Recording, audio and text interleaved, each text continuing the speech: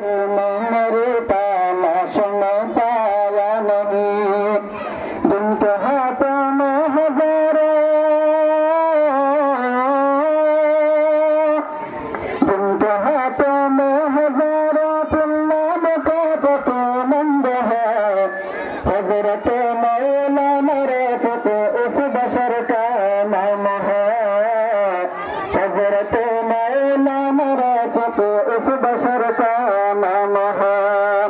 अहले बातिल को चलना जिस बशर का काम है।